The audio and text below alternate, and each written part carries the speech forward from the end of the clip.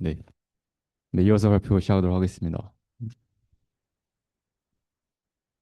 네, 저는 오늘 GPT-1 논문 발표를 맡은 배성원이라고 합니다. 반갑습니다. 네, 그래서 제가 오늘 발표할 논문의 목차는 이제 인트로덕션, 그다음에 레이트 워크, 그다음에 프레임워크, 그다음에 실험, 그다음에 데이터 애널리시스, 마지막으로 콘클루전으로 마무리하도록 하겠습니다. 그래서 자연어 이해라는 것은 이 자연어 이해라는 기술에는 이제 텍스트 함의, 질의응답, 의미유사성 평가, 아니 문서 분류와 같은 광범위한 작업을 포함하고 있습니다. 그래서 이 자연어 이해에 대한 기술에는 이제 레이블이 지정된 데이터는 부족한 반면에 이제 레이블이 없는 대규모 코퍼스는 풍부해서 이제 이런 지도학습 모델이 어려움을 겪고 있다는 그런 기술이 있습니다. 그래서 딥러닝 방법에서 한계를 말씀드리면은 그래서 이 가공되지 않은 텍스트로부터 효과적 학습하는 능력이 이제 지도의 학습에 대한 의존성을 낮추고 있는데 대부분의 딥러닝 방법에서는 이제 많은 양의 수동 레이블 데이터가 필요하지만 이 주석이 부족한 많은 영역에서의 이 적용을 제한하고 있습니다. 그래서 이 레이블이 없는 데이터에서 이제 어느 정보를 활용할 수 있는 모델은 활용 가치가 증가하고 있습니다. 하지만 반대로 이제 레이블이 없는 텍스트에서 단어 수준 이상의 정보를 활용하는 것은 어려웁니다. 왜냐하면 이제 저희 전이학습에 유용한 텍스트 표현을 학습하는데 이제 가장 효과적인 목표가 무엇인지 불분명하고 또한 이제 학습된 표현을 이제 대상 작업을 전이하는 가장 효과적인 방법에 대한 합의가 아직 없습니다. 그래서 이러한 문제 때문에 이제 이런 효과적인 준지도 학습 접근 방식을 개발하기 어렵습니다. 네, 그래서 이 해당 연구에서는 이제 이러한 문제를 해결하기 위해 새로운 준지도 접근 방식을 가져왔습니다. 그래서 비지도 사전학습과 이제 지도 미세 조정, 파인 튜닝을 이제 합쳐서 이 접근 방식을 가져왔습니다. 그래서 이 적은 트레이닝으로 이제 광범위한 작업에 전이가 되는 보편적인 표현을 학습하는 방식으로 진행이 됐고, 그래서 비주얼 사전학습은 이제 레이블이 없는 데이터에 대한 모델링 목표를 사용해서 신경망 모델의 초기 파라미터를 학습했고, 그다음에 파인 튜닝은 이제 이후 해당 지도 목표를 사용해서 이제 파라미터가 대상 적에 맞게 조정하는 방식으로 진행하였습니다. 그래서 이 본 연구를 소개하기 전에 간단하게 이 해당 연구에다가 관련 연구를 소개해 드리면은 일단 세미 슈퍼바이즈 러닝 폴 애널리틱 같은 경우에는 이제 준지도 학습에 대하여 연구를 진행하였고 이제 구 또는 문양 수준의 인베딩을 학습하고 활용해서 텍스트를 벡터 표현으로 인코딩한 연구를 진행했습니다. 두 번째 관련 연구는 이제 언스푸바이스 프리트레이닝 이제 비주얼 하전 학습에 관한 연구는 이제 특수한 경우에 이제 지도 학습 목표를 수정하는 대신 이 좋은 초기화 지점을 찾는 것을 목표 연구를 진행했고 그다음에 신경막을 이제 모델링 목표 하전 학습한 후에 대상 저곡을 미세 조정하는 방식으로 연구를 진행하였습니다. 마지막으로 이제 트레인 오브젝트에 관련 연구는 이제 다양한 보조 NLP 작업을 사용해서 의미론적 약역할 레이블링 개선하는 학습에 대해 연구를 진행하였고 그다음에 보조 언어 모델링 목표를 추가해서 이제 레이블링 작업의 성향 향상을 보였다는 결과가 나왔습니다. 그래서 해당 연구에서 나온 훈련 절차는 일단 대규모 텍스트 코퍼스에서 고용량 언어 모델을 학습했고 그다음에 레이블에 지정된 데이터를 사용해서 이제 모델을 판별 작업에 맞추는 파인 튜닝을 진행하였습니다. 이제 그래서 비주얼 사전 학습에서는 이제 고용량 언어 모델을 학습했고 데이터는 이제 토큰의 비더 코퍼스 목표 함수에서는 이제 다음 라이클리후드를 최대화하는 표준 언어 모델링 목표를 사용했습니다. 그래서 해당 함수에서 이제 K는 컨텍스트 창의 크기를 나타내고 그다음에 P는 이제 파라미터를 갖는 신경망을 모델링하는 확률을 갖고 있고 그다음에 파라미터는 이제 확률적 정사각형법을 사용해서 훈련이 됐습니다. 다음에 모델 아키텍처는 이제 멀티 레이어 트랜스포머 딥 모델을 사용했습니다. 그래서 해당 모델 아키텍처에서 U는 컨텍스트 토큰 벡터, 그다음에 N은 레이어의 수, W는 토큰 인베딩 행렬, 그다음에 WP는 위치 인베딩 행렬을 나타내고 있습니다. 그다음에 이제 파인 튜닝에서는 이제 모델을 훈련한 후에 파라미터를 지도 예상 작업에 맞게 조정하는 방식으로 진행하였습니다. 데이터는 이제 레이블이 지정된 데이터셋, 각 인스턴스는 입력 토큰 시퀀스와 레이블로 구성되어 있고, 모델 적용에서는 이제 최종 트랜스포머 블록의 활성화를 얻고, 이제 이는 파라미터 WY를 가진 추가 선형 레이어 전달되어 Y 예측한 형식으로 진행됐습니다.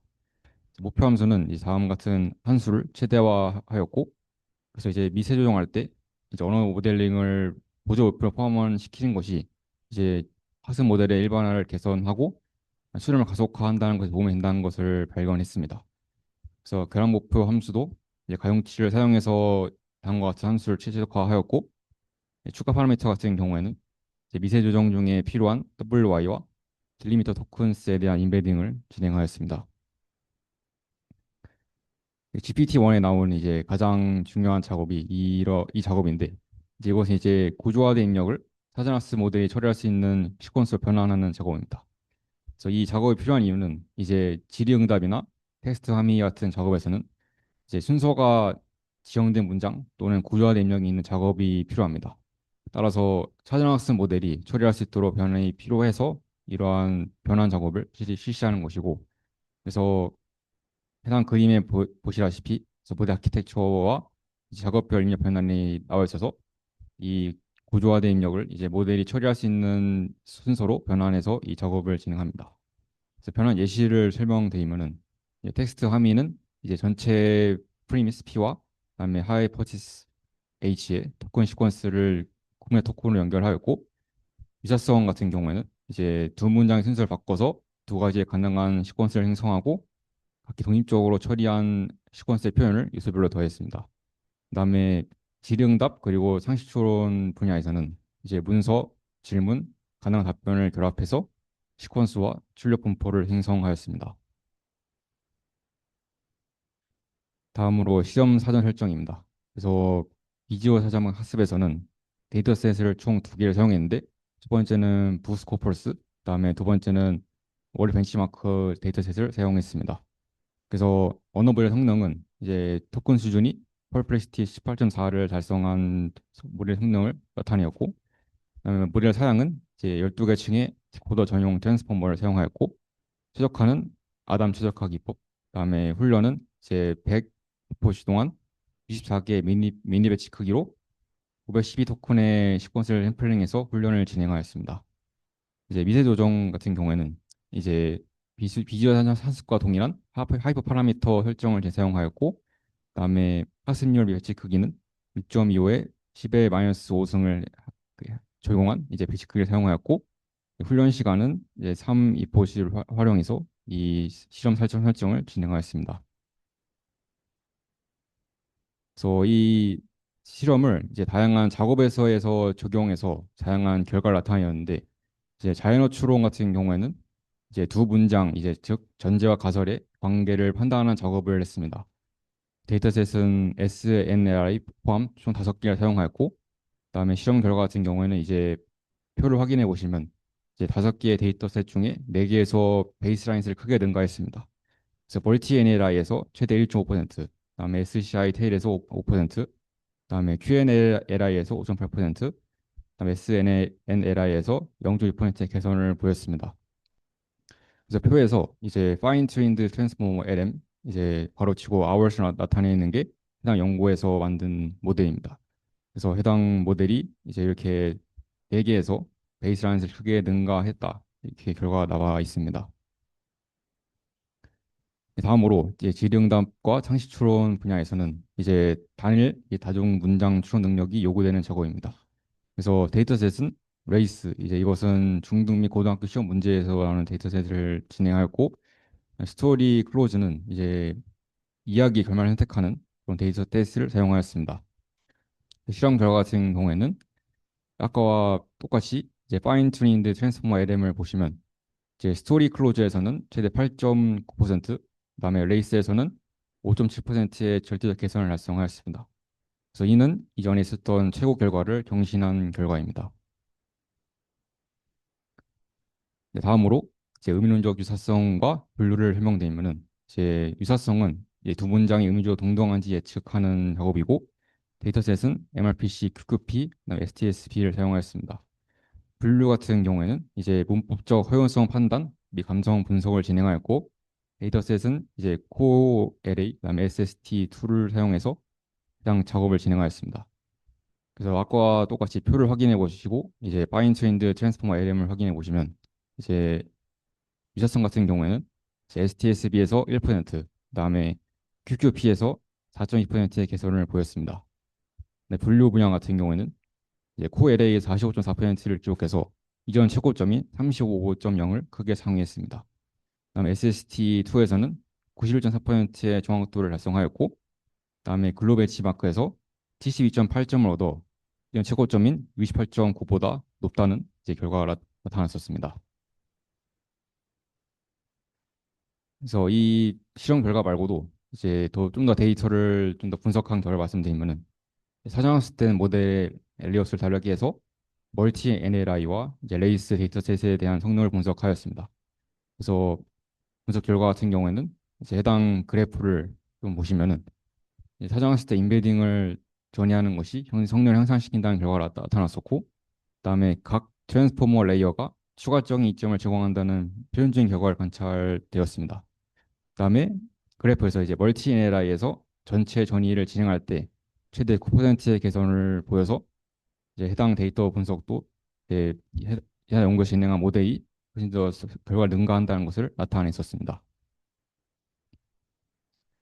그다음에 이제 해당 논문에서 또 발표한 것이 이제 제로샷 학습이란 건데, 이건 이제 모델이 이전에 본 적이 없던 작업이나 상황에 대해 추가적인 학습 없이 즉각적으로 인식하고 분류하는 능력을 말합니다.